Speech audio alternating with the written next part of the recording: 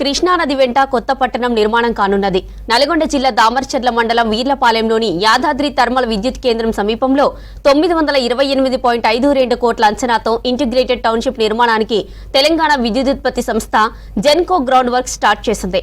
ఓవైపు Yadadri power project, పక్కనే township తో ఆ ప్రాంత రూపురేఖలు మారనున్నాయి.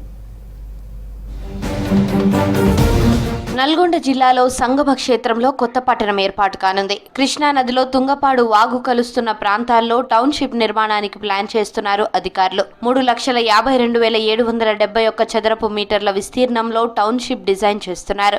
2,21,903 చదరపు మీటర్ల విస్తీర్ణంలో ఇండ్ల నిర్మాణానికి లేఅవుట్ తయారు చేశారు. 75,185 చదరపు మీటర్ల విస్తీర్ణంలో పార్కులు, మొక్కల పెంపకం, మరో 55,682 చదరపు మీటర్లలో రోడ్లు, ఇతర సదుపాయాలు ఏర్పాటు చేసేందుకు ప్రణాళికలు సిద్ధం చేశారు అధికారులు.